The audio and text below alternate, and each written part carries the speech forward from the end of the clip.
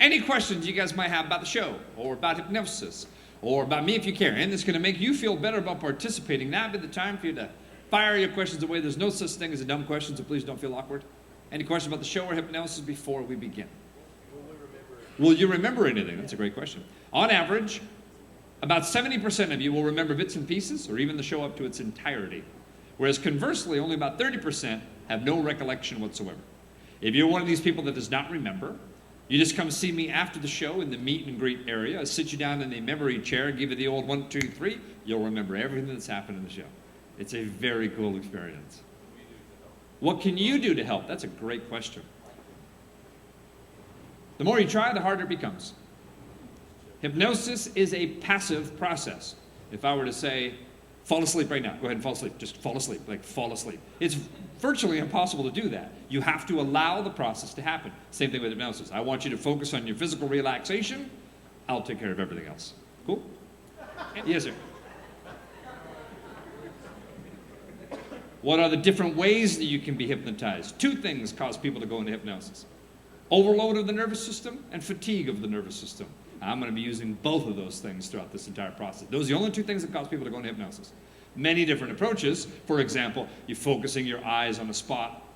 It causes the body to become relaxed, the eyes to become fatigued. That's a fatiguing of the nervous system. Or imagine that you're laying on the beach and there's clouds overhead and there's like visualization. That also is a fatiguing of the nervous system. So there's really only 2 ways to enter hypnosis. Those are the 2 things, but there's multiple ways to approach those avenues. Does that sort of make sense? Plenty of after effects, all positive. You can't do any long-term harm with it. Think of this.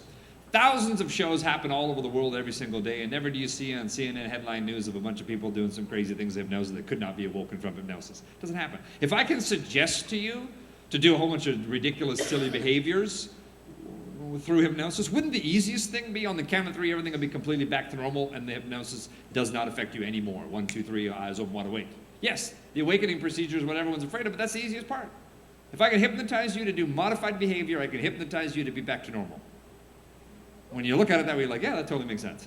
So a lot of people have misconceptions of what hypnosis is. It's very, very safe, it's very, very fun, and it will take good care of you from start to finish. The question is it really modifying behavior, or can it be thoughts as well? Both. Matter of fact, every action that we have begins in thought. So if you begin to change the thought, you change all of the actions that follow behind it. How long have I been doing this? About 3 weeks, but I'm a natural. You guys are in good hands.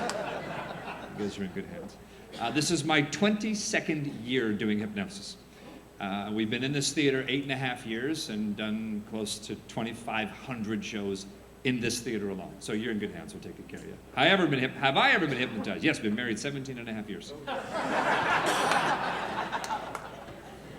Now, I use self-hypnosis on a regular basis. I teach classes on hypnosis. I let my students hypnotize me. There's no danger. It's such a beneficial thing. I mean, it allows your nervous system, parasympathetic and sympathetic nervous system, to kind of reach an equilibrium. And it's such a healthy thing. So yeah, it's a lot like meditation. It's wonderful. So every opportunity I can to be hypnotized or to use self-hypnosis, I will take that opportunity.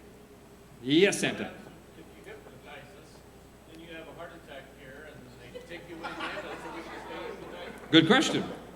Well, what happens if I hypnotize you guys? I have a heart attack, and they take me to the hospital in an ambulance, and everyone's still hypnotized.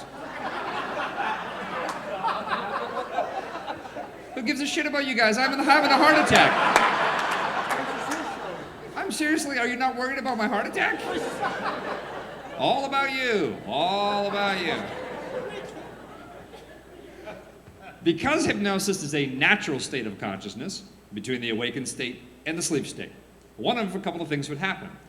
You would either awaken on your own after a short period of time, 10, 15, 20 minutes, or you'd fall into a regular sleep cycle and could be woken by anybody. Or if neither of those 2 things were to happen, you'd leave here a little groggy. No one can give you suggestions, only the hypnotist can. So nobody could tell you to be dancing around or barking like a dog or anything like that. You leave here a little groggy, you go back to your hotel room, you fall asleep, everything resets. Just like it's impossible to stay awake for more than 2-3 days at a time, which I'm sure you've been trying on this vacation. It's just as equally as impossible to stay sleeping for a long extended period of time of 2-3 days. Just the same as it's impossible to stay hypnotized. The mind goes through cyclical patterns. Everything resets. Once you go into a sleep cycle, everything resets. Again, just like I was saying earlier, Thousands of shows happen all over the world. Never do you see in the news of a bunch of people that are still hypnotized. So there's no danger whatsoever. Good. That answer your question? Okay. Thanks for watching. I hope you enjoyed the video. Now, if you're thinking about subscribing to my channel, you could do that by clicking here. If you're thinking about watching last week's video, you could do that by clicking here. Thanks, and we'll see you soon.